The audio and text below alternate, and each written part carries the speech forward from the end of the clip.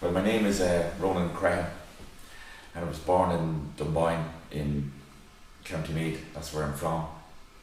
And I got into the trade when I left school. I left school in 1989 and I got an apprenticeship as a bricklayer.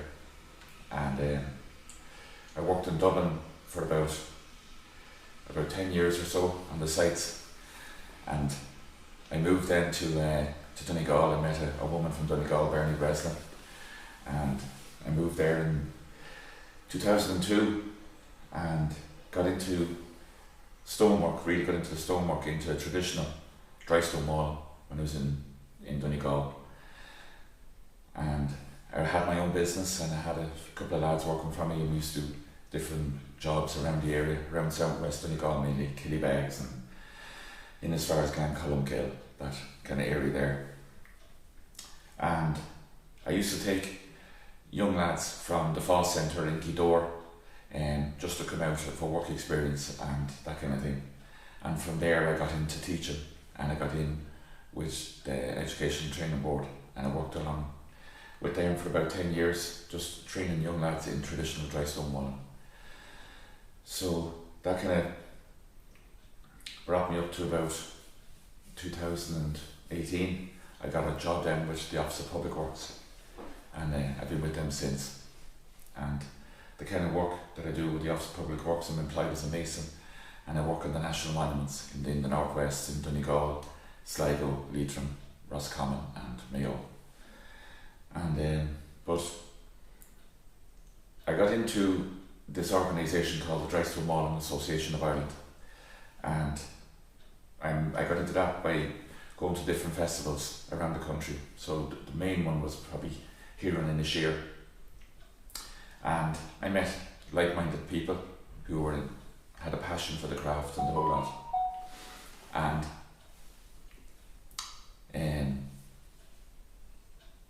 then I got into the association in the likes of the training. Because of my training background, I decided that I'd bring that into I bring that into the association. So along with different members of the organisation, I organise workshops, again in different parts of the country. And what we do, and the essence of it I suppose, is training maybe landowners and farmers who have dry stone walls on their land. And a lot of the time, they'll use fences or whatever barbed wire to kind of keep the animals in. So what we do, we go onto their farm and we'll pick a section of wall that's in a state of collapse, and we'll take it down and we'll grade it off and identify all the components of the wall and talk to them about how the wall was built, why it was built, and that kind of style, So and then we'll have a workshop then for maybe a day, and then from that, the knowledge that the farmer gets and the landowner gets from that, they can use them to repair the walls and repair them in the way that they were built. So you're keeping that part of the heritage alive,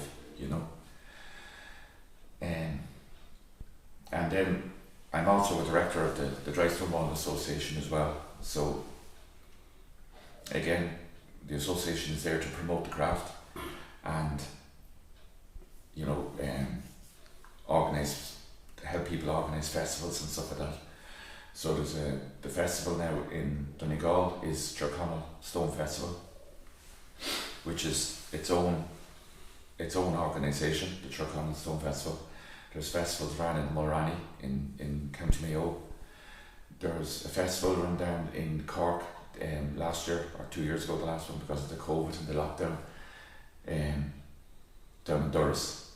And again, at the festivals we bring all different elements, not only dry stone walling, but we'll bring maybe carving and lettering and all of that. So you've all this mixing, a kind of a mixing pot of all the different crafts. And again, they come from all over the world. So they're coming from Spain and Australia, America, Canada, Scotland, England and Wales. And with that, people are just sharing their skills, the types of tools they use, and again, just the medium of stone, working on a wall together. They mightn't even speak English or anything like that, but it doesn't matter. we all get on because we're just happy working along and sharing our skills and that kind of thing. And then of course we all meet up afterwards, then we might go out for a bite to eat or a few pints and the whole lot. So friendships start to develop out of that. And out of that then, you know, they'll organise their own festival and we're invited maybe over to America or invited to the Stonemason festival in Austria, you know, so it's a lovely thing and it's a lovely thing to be part of. And again, it's all voluntary, you know, no one gets paid or anything like that. It's the love of it and realising the importance of it and, you know, keeping it alive in that sense. So that's really it, you know. Rónán, you might tell us still why you're actually on the island this weekend. Yeah, well, again, because of the COVID and the lockdown, the festival was cancelled, you know. So we kind of had an informal kind of gathering of different masons from around Ireland that decided we'd come over and just do something to kind of maybe to get started for next year. So this year we're going to do a Crehan.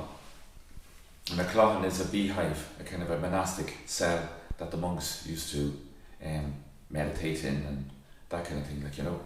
And you see them out in Skellig Michael and in Ishmurray and up in Donegal as well. So there were about 10 of us gathered this weekend and we went through the procedure of how to set it out. And we met a local man here, Paddy Crow, and he suggested a spot, an ideal place to build the Crehan. And again, with the collaboration and the help of the locals, they picked the spot. We dug the foundations and the whole lot. Padraig Pole, he's a man here on the island that is one of the best stonemasons that I've ever seen now, and let's be honest with you.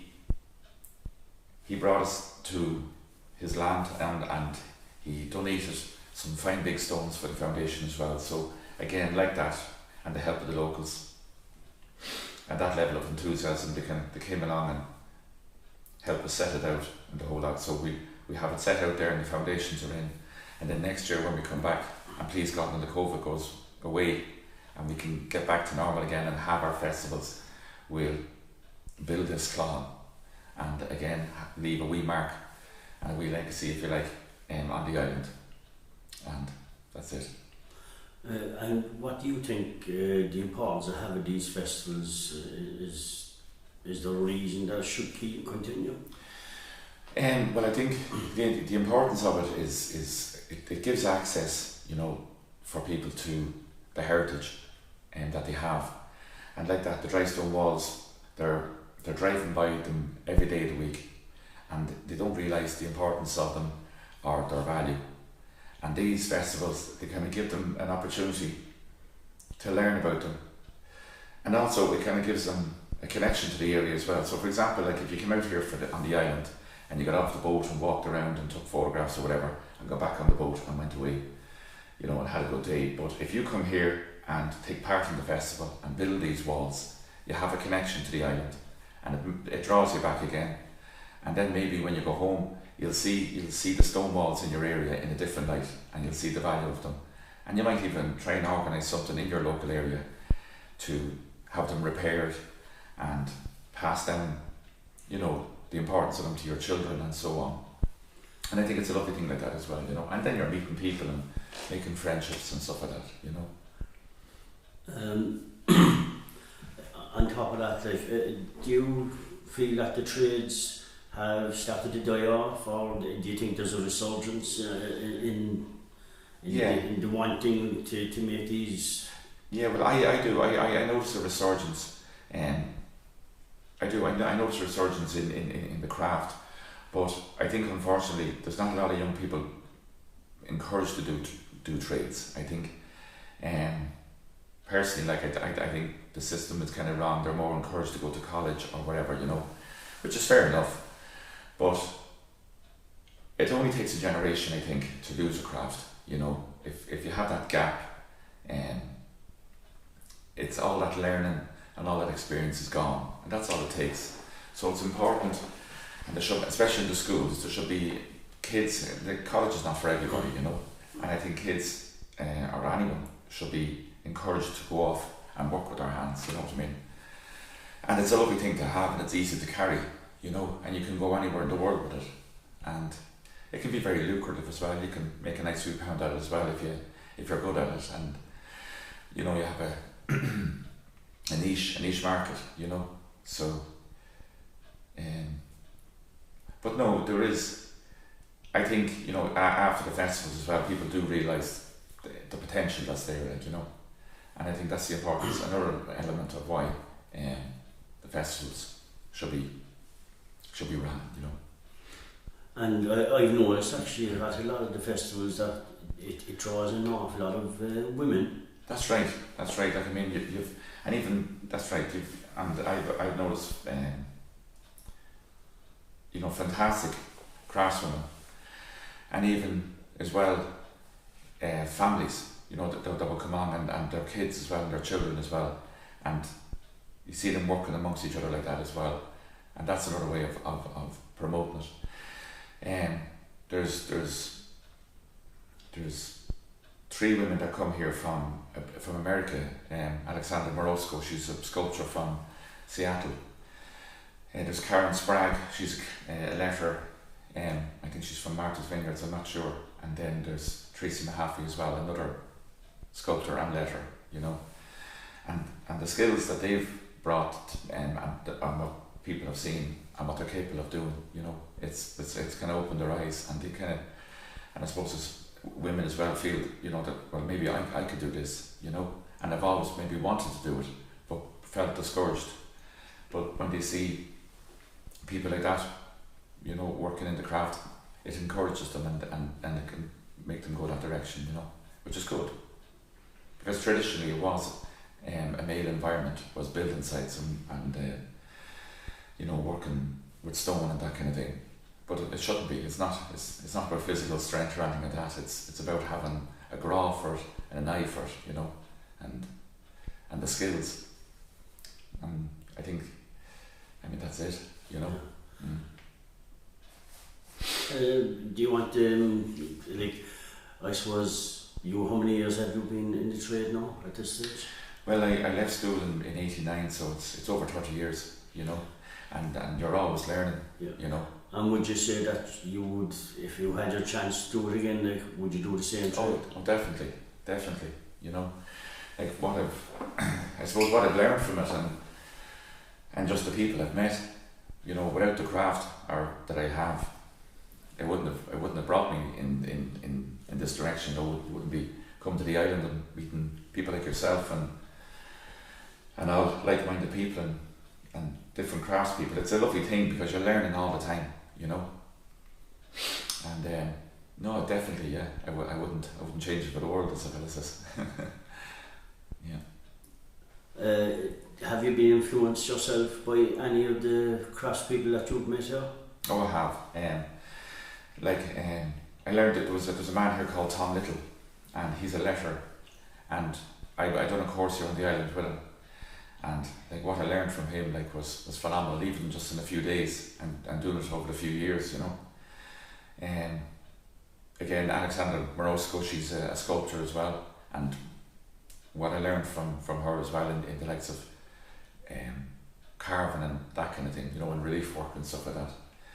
So, and they're very generous with their time, you know. They're very patient and encouraging, you know, and regardless how long you're at it, it's constantly changing, you know, and the different influences all the time, you know, and you have to be open to that, and it's good for you, you know. You know, you can't have an ego or anything like that. I think in this game you have to give yourself that space to learn and to be constantly moving with the times as well, you know. So that's a good thing as well, you know. And of course, I suppose the mainstay of this whole festival would be Marie Mannion and Pat McAfee. That's right, of course. I mean, Pat McAfee, he wrote a book, a very simple book, called Traditional or Irish stone walls. He's a few of them on Irish stone buildings, but it's a book that I encourage anyone to buy and or even to get a hand of, because I mean that's one of the main reasons as well that I got into it as well, through that and through Pat McAfee and Marie Mannion, the Heritage Officer in Galway County Council. Like, her hard work and enthusiasm that has got this festival going, you know, and the people that the links that she's met and the people she's met, you know.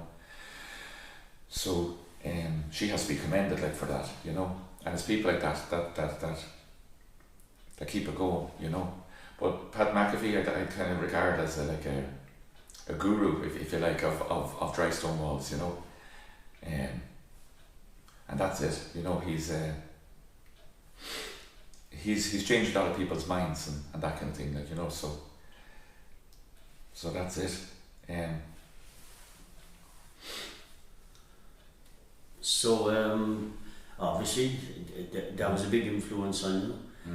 Where do you see it going in the future? Do you think that there's a chance that maybe apprenticeships can be reinstated in a good way? Like? It can be. I mean, like, even the way I think in the future, like, where you have housing developments now, and housing developments I think are built, I think, with little regard for the geography and the topography of the landscape, you know.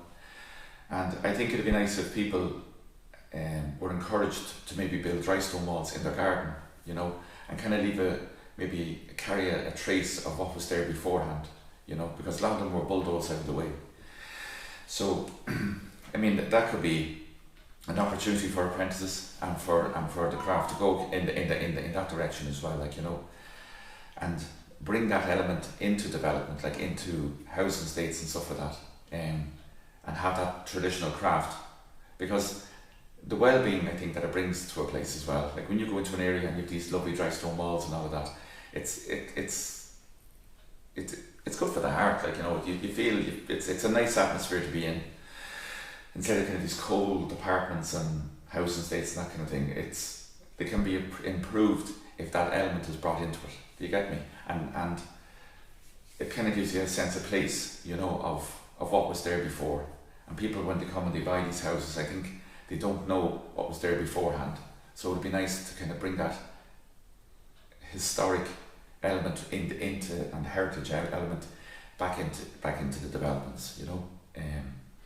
Because you can see yourself, like, the amount of, especially around Dublin and Meath, you know, I think there's a lot of disregard of what was there before when they build these big places. So if they bring that element into apprenticeships, and as part of, how would you put it, of keeping it alive, you know.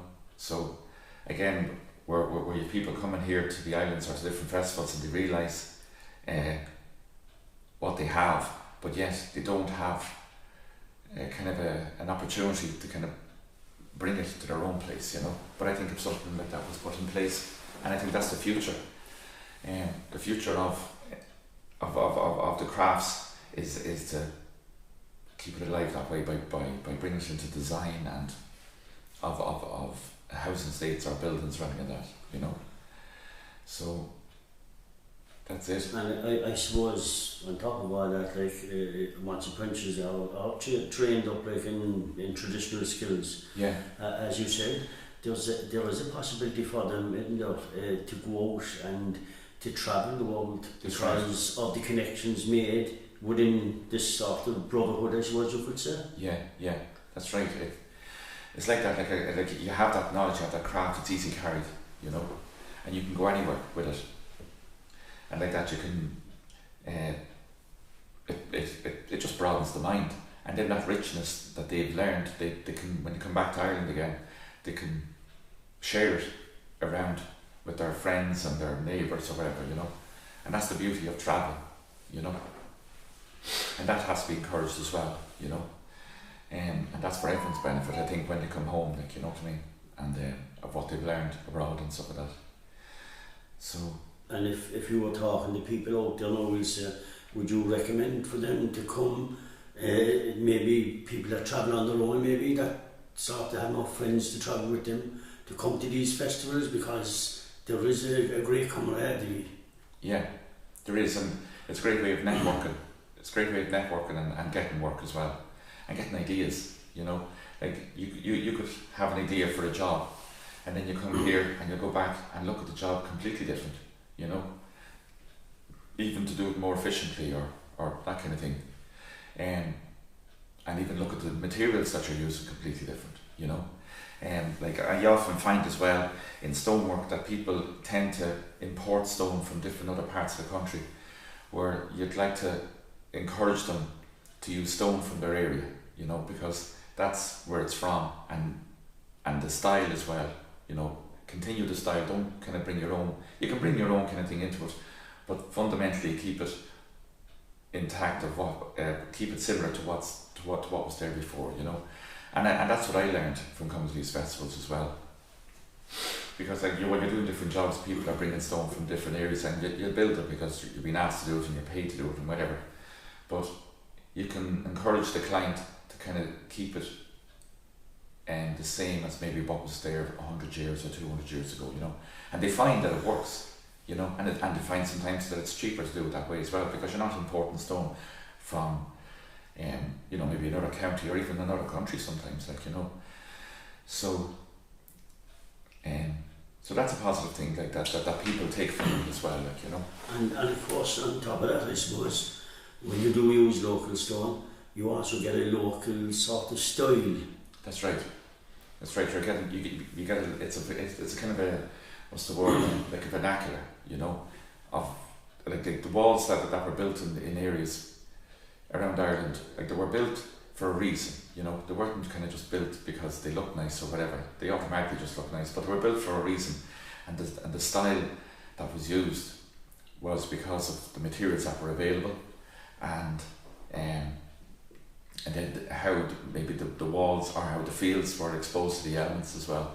Like when it was, like for example here on Inisheer, you know, you have walls that are built in a kind of a wedge shapes that seem to contradict all the rules of stonework, but they're strong, and they're built like that because it's stopping the wind coming in off the Atlantic to protect our fields. So the elements, the materials, you know, is what dictated the reason those walls were built, you know. It wasn't just a notion that the mason took on. He was trying to tackle something. He was tackling nature and then the materials he was using as well. So that was it. So you're right there, like, I mean, you have to encourage them to build it in the traditional way, like, yeah. Right. Rónán, I suppose, just to let people know that obviously we're over here this weekend preparing for next year with the help of God. Yeah. And this weekend was, I think we came on the 16th, I think. That's right, 16th of September. Today is the 18th, and we're heading back today. That's right. So it's 2021. Yeah. And hopefully next year in 2022, yeah, our festival will go from strength to strength. Absolutely, please God. And people are chewing at the bit to get back to it, like, you know. And like corresponding with people from around the world as well, you know, they're trying to get their festivals going, because globally the whole thing has just come to a stop. So this weekend now has been a tonic, like it's been fantastic to meet up with everyone again, and that level of enthusiasm and the whole lot, you know. So yeah, Jim, please God, now 2022 we'll be back fighting fit and getting our festival up and running again. So that's it. Right, Rónán, I'd like to thank you very much. You're welcome, yeah.